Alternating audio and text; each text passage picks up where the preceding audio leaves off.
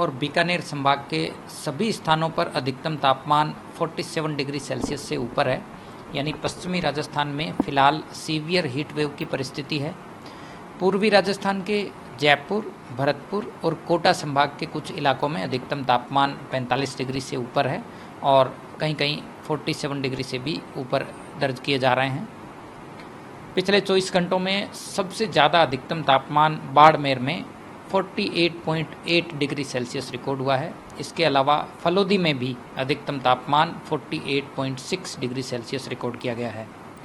इसके साथ ही कहीं कहीं न्यूनतम तापमान भी सामान्य से 4.5 डिग्री से ऊपर है। यानी सीवियर हीट वेव के साथ साथ कहीं कहीं वार्म नाइट की कंडीशन फिलहाल बनी हुई है।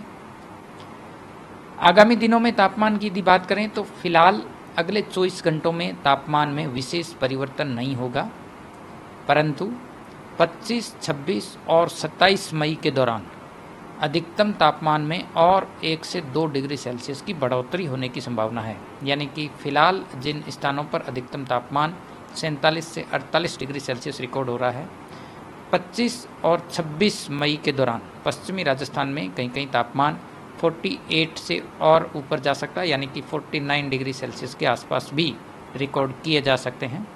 यानी कि इस समर सीजन में या ये जो हीट वेव का स्पेल चल रहा है, इसका जो पीक जो समय है वो 26 मई को कह सकते हैं। यानी 25, 26 और 27 मई को सीवियर हीट वेव की परिस्थिति पश्चिमी राजस्थान के सभी भागों में रहेगी।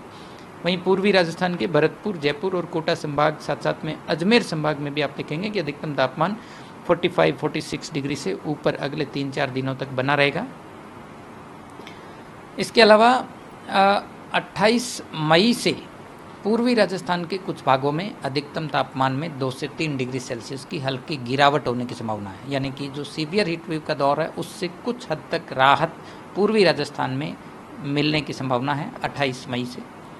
पश्चिमी राजस्थान में भी 29-30 मई से देखेंगे तो अधिकतम तापमान में 2 से 3 डिग्री सेल्सियस की गिरावट होने की संभावना है। यानी कि जो सीवियर हीट वेव का दौर है उसमें कुछ राहत जो है वो 29 मई से पश्चिमी राजस्थान में मिल सकता है। तो कुल मिलाकर मई एंड होने तक ये जो हीट वेव और सीवियर हीट वेव का स्पेल है फिलहाल कंटिन्यू रहेगा।